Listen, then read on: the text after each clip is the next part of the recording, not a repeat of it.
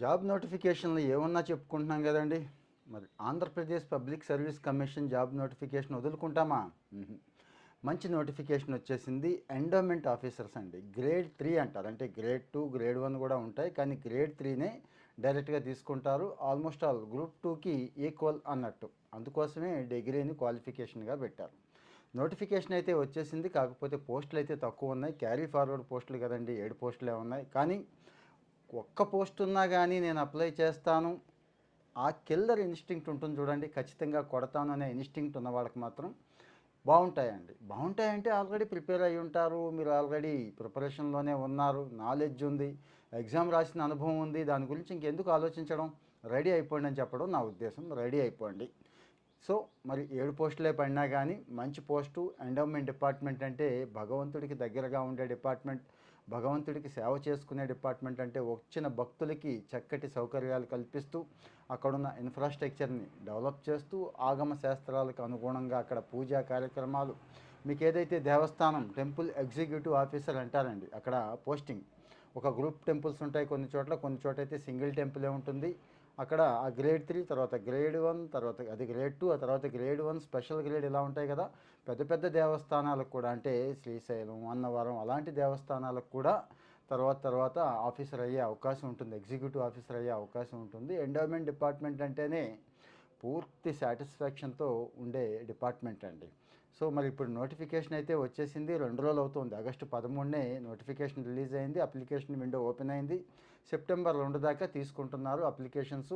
ఇంకా ఏపీఎస్సి అని కొట్టండి, అక్కడికి వెళితే విండో ఓపెన్ అవుతుంది. వన్ టైం రిజిస్ట్రేషన్ చేసేసుకుని తర్వాత మీ డీటెయిల్స్ అన్నీ ఇచ్చేసి అప్లై చేసేసుకుంటే తర్వాత హాల్ టికెట్ జనరేట్ అయిపోతుంది. ఇంతే. ఇంకెవరికి అంటే డిగ్రీ అండి, డిగ్రీ క్వాలిఫికేషన్గా ఇచ్చారు. అంటే ఎనీ డిగ్రీ, ఇక దాని గురించి ఏమీ ఆలోచించాల్సిన అవసరం లేదు. కానీ ఇక్కడ ఎగ్జామ్ ఉంటుందనేది గుర్తుంచుకోండి.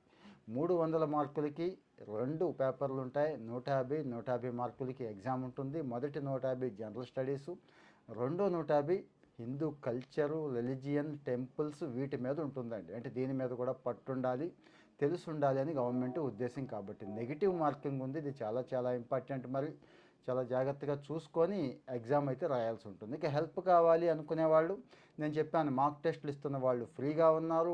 100 కాదు 1000 10,000 మాక్ టెస్టులు రాసుకోండి, వాళ్ళు ఫ్రీగా ఇస్తారు. కాకపోతే ఇక్కడ కామెంట్లో మీ డీటెయిల్స్ ఇస్తే వాళ్ళు మిమ్మల్ని రీచ్ అవుతారు, లేకపోతే వాళ్ళ డీటెయిల్స్ ఇస్తున్నాను నేరుగా వాళ్ళకి కాల్ చేసేసి అడగొచ్చు. ఖచ్చితంగా సీరియస్ క్యాండిడేట్ని వాళ్ళు సెలెక్ట్ చేస్తున్నారు. సో మరి మంచి అవకాశం వచ్చింది, ఇంకేం ఆలోచించవద్దు. టెంపుల్ ఎండోమెంట్ డిపార్ట్మెంట్ నోటిఫికేషన్ కోసం వెయిట్ చేస్తున్న వాళ్ళకి అవకాశం వచ్చింది. ముందైతే ప్రిపేర్ అయిపోయండి, రాసేయండి. తర్వాత తక్కువ పోస్టులు కదా అని చూడొద్దు. ఏమో ఇంకో నోటిఫికేషన్లో 100-200 పోస్టులు పడవచ్చేమో. రేపు గ్రూప్ 2 గ్రూప్ 3 పోస్టులకు కూడా ఈ ఎక్స్పీరియన్సు, ఈ ప్రిపరేషను ఉపయోగపడుతుంది. ఖచ్చితంగా జనరల్ స్టడీస్ ఉంది కదండి. మరి ఇన్ని అవకాశాలు ఉన్నాయి కాబట్టి తక్కువ పోస్టులని ఎవరు పట్టించుకోవాల్సిన అవసరం లేదు, చూడొద్దు. అప్లై చేసేయండి, బాగా రాయండి. All the best. ఇంకా మీకు ఏమైనా డౌట్స్ ఉంటే, అంటే వేరే నోటిఫికేషన్ కానీ ఈ నోటిఫికేషన్లో కానీ ఇంకా ఏమైనా డౌట్స్ ఉంటే, ఇంకా ఏజీ వగేరా ఇవన్నీ ఇందులో నేను చెప్పలేదు. మీరు నోటిఫికేషన్లోకి వెళితే జనరల్గా ఎలా అయితే ఉందో అదే ఉంది. ఏజ్ రిలాక్సేషను, రిజర్వేషను, రోస్టర్ అన్నీ కూడా కామన్గానే ఉంటాయండి. సో మరి ఫాలో అవుతూ ఉంటే ఇలాంటి జాబ్ ఇన్ఫర్మేషన్స్ అన్నీ కూడా షేర్ చేసుకుంటూ ఉందాం. మన వాళ్ళకు కూడా షేర్ చేయండి. Thank you.